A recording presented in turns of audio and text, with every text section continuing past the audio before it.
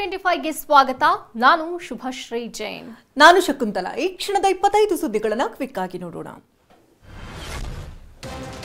ಅಯೋಧ್ಯೆಯಲ್ಲಿ ಜನವರಿ 22ರಂದು ಶ್ರೀರಾಮಲಲ್ಲಾ ಪ್ರಾಣ ಪ್ರತಿಷ್ಠಾಪನಾ ಕಾರ್ಯಕ್ರಮ ನಡೀತಾ ಇದ್ದು ಪ್ರಧಾನಿ ಮೋದಿ ಮಂದಿರದ ಉದ್ಘಾಟನೆ ಮಾಡಲಿದ್ದಾರೆ. ಆದರೆ ಈ ಕಾರ್ಯಕ್ರಮಕ್ಕೆ ಹೋಗುತ್ತಿರುವುದಕ್ಕೆ ಕಾಂಗ್ರೆಸ್ ನಾಯಕರು ನಿರ್ಧಾರ ಮಾಡಿದ್ದಾರೆ.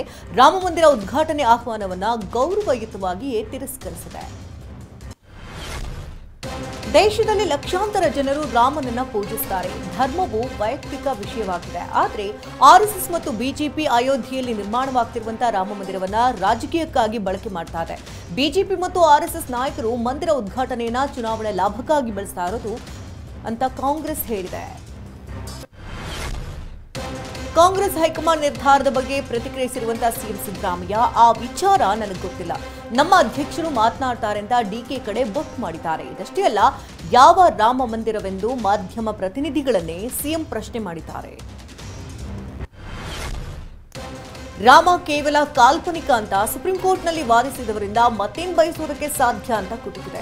ಹಿಂದೂ, ಮುಸ್ಲಿಂ, ಕ್ರಿಶ್ಚಿಯನ್, ಸಿಖ್ ಎಲ್ಲರೂ ಕೂಡ ಅಯೋಧ್ಯೆ ರಾಮನ ದರ್ಶನ ಮಾಡುವುದಾಗಿ ಹೇಳ್ತಿದ್ದಾರೆ.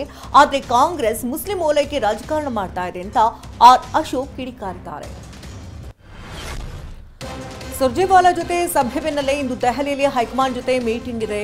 28 ಲೋಕಸಭಾ ಕ್ಷೇತ್ರಗಳ ಸಂಯೋಜಕರ ಜೊತೆ ಕಾಂಗ್ರೆಸ್ ಸಭೆ ನಡೆಸಲಿದೆ. ಟಿಕೆಟ್ ಹಂಚಿಕೆ ಆಕಾಂಕ್ಷಿಗಳ ಬಗ್ಗೆ ಚರ್ಚೆ ಮಾಡಲಿದೆ. ದೆಹಲಿಯಲ್ಲಿ ಇಂದು ಕಾಂಗ್ರೆಸ್ ಹೈಕಮಾಂಡ್ ಮಹತ್ವದ ಸಭೆ ನಡೆಯಲಿದೆ. ಸಭೆಯಲ್ಲಿ 3 ಡಿಸಿಎಂ ಹುದ್ದೆ ಸೃಷ್ಟಿ ಬಗ್ಗೆ ಚರ್ಚೆಯಾಗುವ ಸಾಧ್ಯತೆ ಇದ್ದು, 3 ಡಿಸಿಎಂ ಹುದ್ದೆಗೆ ಶಾಸಕರು ಯಾರೂ ವಿರೋಧ ಮಾಡಿಲ್ಲ. ಹೀಗಾಗಿ ಎಲ್ಲರೂ ಪರವಾಗಿದ್ದಾರೆ ಎಂದು ಸಚಿವ ಕೆಎನ್ ರಾಜಣ್ಣ ಹೇಳಿದ್ದಾರೆ. ಲೋಕಸಭೆ ಚುನಾವಣೆಗೆ ಬಿಜೆಪಿಯಲ್ಲಿ ಭರ್ಜರಿ ತಯಾರಿ ನಡೆದಿದೆ. ನಿನ್ನೆ ಯಲಹಂಕದ ರೆಸಾರ್ಟ್ನಲ್ಲಿ ಬಿವೈ ವಿಜೇಂದ್ರ ನೇತೃತ್ವದಲ್ಲಿ ಸಭೆ ನಡೆಯಿತು. ಸಭೆಯಲ್ಲಿ ಬೀದರ್, ಕಲಬುರಗಿ, ರಾಯಚೂರು, ಕೊಪ್ಪಳ, ಬಳ್ಳಾರಿ, ಮೈಸೂರು, ಚಾಮರಾಜನಗರ ಸೇರಿ ವಿವಿಧ ಕ್ಷೇತ್ರಗಳ ಅಭಿಪ್ರಾಯ ಸಂಗ್ರಹ ಮಾಡಲಾಯಿತು. ರಾಜ್ಯದಲ್ಲಿ ನಿನ್ನೆ ಒಂದೇ ದಿನ 201 ಜನರಿಗೆ ಕೊರೋನಾ ಸೋಂಕು ವಕ್ಕರಿಸಿದೆ. ನಿನ್ನೆ ಒಂದೇ ದಿನ ಹೆಮ್ಮಾರಿ ಸೋಂಕಿಗೆ ಮೈಸೂರು ಜಿಲ್ಲೆಯಲ್ಲಿ ಓರ್ವ ಬಲಿಯಾಗಿದ್ದಾರೆ. ಜೊತೆಗೆ ಬೆಂಗಳೂರಿನಲ್ಲೇ 121 ಜನರಲ್ಲಿ ಹೆಮ್ಮಾರಿ ಕೊರೋನಾ ಸೋಂಕು ದೃಢವಾಗಿದೆ. ಬೆಂಗಳೂರಿನಲ್ಲಿ ಕನ್ನಡ ನಾಮಫಲಕ ಆಂದೋಲನ ಯಶಸ್ವಿಯಾಗಿದೆ ಅಂತ ಕರವೇ ರಾಜ್ಯಾಧ್ಯಕ್ಷ ನಾರಾಯಣಗೌಡ ಹೇಳಿದ್ದಾರೆ. ನಿನ್ನೆ ಜೈಲಿನಿಂದ ಬಿಡುಗಡೆಗೊಂಡ ಬಳಿಕ ನಾರಾಯಣಗೌಡ ಮೊದಲ ಬಾರಿಗೆ ಪ್ರತಿಕ್ರಿಯಿಸಿದ್ದಾರೆ. ಜನವರಿ 14ರಂದು ಕಾಂಗ್ರೆಸ್ನ ಭಾರತ್ ಜೋಡೋ ನ್ಯಾಯ ಯಾತ್ರೆ ಚಾಲನೆ ನೀಡುವುದಕ್ಕೆ ಮಣಿಪುರ ಸರ್ಕಾರ ಷರತ್ತುಬದ್ಧ ಅನುಮತಿಯನ್ನು ನೀಡಿದೆ. ಯಾವುದೇ ಅಹಿತಕರ ಘಟನೆ ಹಾಗೂ ಕಾನೂನು ಸುವ್ಯವಸ್ಥೆಗೆ ತೊಂದರೆಯಾಗದಂತೆ ಜನವರಿ 14ರಂದು ಸೀಮಿತ ಸಂಖ್ಯೆಯ ಜನರೊಂದಿಗೆ ಯಾತ್ರೆ ಆರಂಭಿಸುವುದಕ್ಕೆ ಅನುಮತಿ ನೀಡಲಾಗಿದೆ. ಅಯೋಧ್ಯೆಯಲ್ಲಿ ಜನವರಿ 14ರಿಂದ 25ರವರೆಗೆ ಮಹಾಯಜ್ಞ ನಡೆಯಲಿದೆ ಅಂತ ಕಾರ್ಯಕ್ರಮ ಆಯೋಜಕರು ಬುಧವಾರ ತಿಳಿಸಿದರು. 1008 ಶಿವಲಿಂಗ ಸ್ಥಾಪಿಸಿ ರಾಮನಾಮ ಮಹಾಯಜ್ಞ ನಡೆಸಲಾಗುತ್ತೆ ಅಂತ ಹೇಳಿದರು. ನೇಪಾಳಿ ಬಾಬಾ ಎಂದೇ ಪ್ರಸಿದ್ಧರಾಗಿರುವಂತಹ ಆತ್ಮಾನಂದ ದಾಸ್ ಮಹಾತ್ಯಾಗಿ ಅವರು ಯಜ್ಞವನ್ನು ಆಯೋಜಿಸಿದ್ದಾರೆ.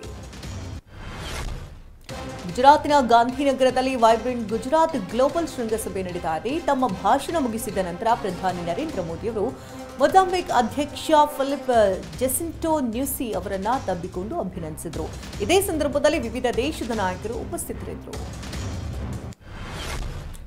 2022ರಲ್ಲಿ ಶಿವಸೇನೆ ಪಕ್ಷದಿಂದ ತಮ್ಮ ಬೆಂಬಲಿಗರೊಂದಿಗೆ ಸಿಡಿದಿದ್ದು ಬಂದಂತಹ ಬಿಜೆಪಿ ಜೊತೆಗೆ ಮೈತ್ರಿ ಮಾಡಿ ಸರ್ಕಾರ ರಚಿಸಿದಂತಹ ಏಕನಾಥ್ ಶಿಂದೆಯವರ ನಡೆಗೆ ಜಯ ಸಿಕ್ಕಿದೆ. ಪಕ್ಷಾಂತರ ನಿಷೇಧ ಕಾಯ್ದೆಯ ಪ್ರಕರಣದಲ್ಲಿ ಶಿಂದೆ ನಡೆಯನ್ನ ಸಮರ್ಥನೀಯ ಎಂದು ಮಹಾರಾಷ್ಟ್ರ ವಿಧಾನಸಭಾ ಸ್ಪೀಕರ್ ರಾಹುಲ್ ನಾರ್ವೇಕರ್ ಹೇಳಿದ್ದಾರೆ.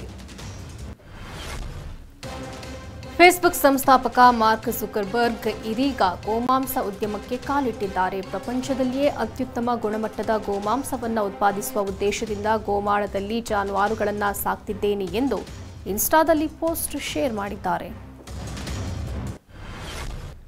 ತಿರುಮಲ ತಿರುಪತಿ ದೇವಸ್ಥಾನದ ವಿವರಗಳನ್ನು ನೀಡುವ ಅಧಿಕೃತ ವೆಬ್ಸೈಟ್ನ ಹೆಸರನ್ನು ಮತ್ತೊಮ್ಮೆ ಬದಲಾಯಿಸಲಾಗಿದೆ. ಈ ಹಿಂದೆ ತಿರುಪತಿ ಬಾಲಾಜಿ .ap.gov.in ಇದ್ದ ಟಿಟಿಡಿ ವೆಬ್ಸೈಟ್ನ ಹೆಸರನ್ನು ಈಗ ಟಿಟಿಡಿ ಈ ದೇವಸ್ಥಾನಂ .ap.gov.in ಎಂದು ಬದಲಾಯಿಸಲಾಗಿದೆ. ಹೈದರಾಬಾದ್ನ ನಾಂಪಲ್ಲಿ ರೈಲು ನಿಲ್ದಾಣದಲ್ಲಿ ನಿನ್ನೆ ಚಾರ್ಮಿನಾರ್ ಎಕ್ಸ್ಪ್ರೆಸ್ ಹಳಿ ತಪ್ಪಿತ್ತು. ಬೆಳಗ್ಗೆ 9:15ರ ಸುಮಾರಿಗೆ 3 ಬೋಗಿಗಳು ಹಳಿ ತಪ್ಪಿದ್ದು 5 ಗಾಯಗೊಂಡಿದ್ದಾರೆ. ಗಾಯಾಳುಗಳು ರೈಲ್ವೆ ಆಸ್ಪತ್ರೆಯಲ್ಲಿ ಚಿಕಿತ್ಸೆ ಪಡೆದಿದ್ದಾರೆ. ಚೀನಾ ಅಧ್ಯಕ್ಷ ಝಿ ಜಿನ್ಪಿಂಗ್ ಅವರು ಮಾಲ್ಡೀವ್ಸ್ ಅಧ್ಯಕ್ಷ ಮೊಹಮ್ಮದ್ ಮುಯಿಜು ಅವರನ್ನ ಬುಧವಾರ ಭೇಟಿಯಾಗಿ ಮಾತುಕತೆ ನಡೆಸಿದ್ರು. ಉಭಯ ದೇಶಗಳ ನಡುವಣ ಸಮಗ್ರ ಕಾರ್ಯತಂತ್ರದ ಪಾಲುದಾರಿಕೆಯನ್ನ ಉನ್ನತೀಕರಿಸುವ ನಿಟ್ಟಿನಲ್ಲಿ ನಾಯಕರಿಬ್ಬರು 20 ಪ್ರಮುಖ ಒಪ್ಪಂದಗಳಿಗೆ ಸಹಿ ಹಾಕಿದ್ರು. ಭಾರತದಲ್ಲಿ ಬಾಯ್ಕಾಟ್ ಮಾಲ್ಡೀವ್ಸ್ ಭಾರಿ ಸದ್ದು ಮಾಡ್ತಾರೆ. ಈ ಅಭಿಯಾನದ ನಂತರ ಮಾಲ್ಡೀವ್ಸ್ ತೆರಳುವಂತಹ ಭಾರತೀಯರ ಸಂಖ್ಯೆ ಕುಸಿತ ಕಂಡಿದೆ. ಒಂದು ದಿನ ಸರಾಸರಿ 527ರಿಂದ 400 ಪ್ರವಾಸಿಗರಿಗೆ ಕುಸಿದು ಬಿದ್ದಿದೆ.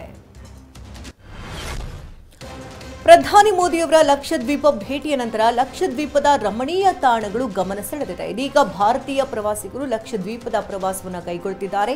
ನಿನ್ನೆಯೂ ಅಗತಿ ಲಕ್ಷದ್ವೀಪದಲ್ಲಿ 10ಕ್ಕೂ ಹೆಚ್ಚು ಪ್ರವಾಸಿಗರು ಪ್ರವಾಸವನ್ನು ಕೈಗೊಂಡಿದ್ದಾರೆ. ನೇಪಾಳ ಪೊಲೀಸ್ ಕೇಂದ್ರೀಯ ತನಿಖಾ ದಳವು ಕಠ್ಮಂಡುವಿನಲ್ಲಿ ಭರ್ಜರಿ ಭೇಟಿಯಾಡಿದೆ. ಬುದ್ಧಭಾಯ್ನಿಂದ 30.3 ಮಿಲಿಯನ್ ನೇಪಾಳಿ ರೂಪಾಯಿ ಮತ್ತು 3 ಮಿಲಿಯನ್ ವಿದೇಶಿ ಕರೆನ್ಸಿಗಳನ್ನು ಜಪ್ತಿ ಮಾಡಲಾಗಿದೆ. ಚಾಲ್ತಿಯಲ್ಲಿರುವಂತಹ ವಿವಾದಿತ ಆಧ್ಯಾತ್ಮಿಕ ನಾಯಕ ರಾಮ್ ಬಹದ್ದೂರ್ ಬೊಮ್ಸಾನ್ರನ್ನ ಸಿಬಿಐ ಬಂಧಿಸಿದೆ.